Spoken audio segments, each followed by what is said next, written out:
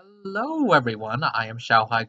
Commitment to objectivity and honesty is essential to historical investigation, especially in regards to Thomas Jefferson. Currently, historical opinion on him is widely varied, which makes sense. Jefferson was not particularly the most upfront, open-ended person in the political arena. After all, on his deathbed, he complained of his enemies never knowing who the real Thomas Jefferson was. Still, us historians can look at glimpses of his ideology in action. For instance, Joseph Ellis argued that Jefferson was idealistic in the extreme sense. An easy way to understand how that idealism influenced Jefferson's legacies is through Jefferson's own actions and words. He himself has stated that sometimes the means needs to be sacrificed to achieve its ends. For this video, I want to focus on an achievement in which he risked his very own philosophy and beliefs for the sake of the United States' long-term future. I'm talking about the Louisiana Purchase. I'm sure most of you know or at least heard of the Louisiana Purchase. During Jefferson's presidency, France owned much of the middle North America. They owned pretty much most of it. France was led by Napoleon, who barely left a skeleton crew guarding the large tracts of land because most of his forces and money was being used in conquering Europe. Jefferson took this opportunity and sent James Monroe to buy only New Orleans. Well, it turns out Napoleon sent an offer of not only New Orleans, but the entire Louisiana territory.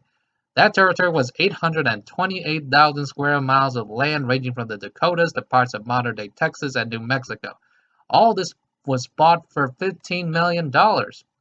Inflation adjusted, that would be about slightly more than $300 million, which is a bargain sale. And action had to be swift, lest Napoleon change the offer. Within 15 days, Jefferson signed the treaty with France to obtain the land and then had it ratified by the Senate. The money was then approved by the House and the Senate afterwards. In that year, the U.S. more than doubled their size for the price of an expensive mansion nowadays. I know this deal seems like a no-brainer. It certainly was a no-brainer for many citizens at the initial announcements of the treaty, but if we look back at who bought Louisiana and how it was bought, questions should arise, constitutional questions. Thomas Jefferson, prior to this purchase, was well known as a champion of states' rights and strict constitutionalism. This meant that he was not in favor of a powerful federal government making important decisions without consultation from the states, represented by Congress and the Senate. He wasn't a Federalist, after all. Strict constitutionalism comes into play with the Louisiana Purchase because a constitution is meant to control the power of both the federal and state governments. Signing a treaty to double the United States without congressional approval could be argued as an overreach of power from the presidency. Jefferson himself had doubts about the constitutionality of his actions. As cited by Barry Ballack, Jefferson wondered whether this would mean that future presidents could annex, for example, Cuba to Massachusetts or Bengal to Rhode Island. By signing the Louisiana Purchase without congressional approval, the national government would become more powerful and perhaps go beyond its stated powers in the Constitution.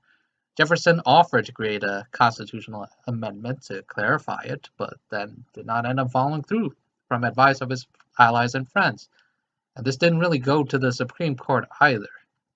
But regardless of how Jefferson felt about it, he still risked his own political character and philosophy, offering it up to his enemies on a silver platter. Yet, at the end he stamped his approval, and then obtained congressional approval afterwards. This is a prime example of Joseph Ellis's assertion of Jefferson's extreme idealistic views, because at the end, it didn't matter whether Jefferson risked harming his personal character by being a hypocrite if the United States would be much better off in the long run. That is why the Louisiana Purchase not only was the legacy of Jefferson as president, but a legacy of Jefferson's character. Thank you very much and have a great evening.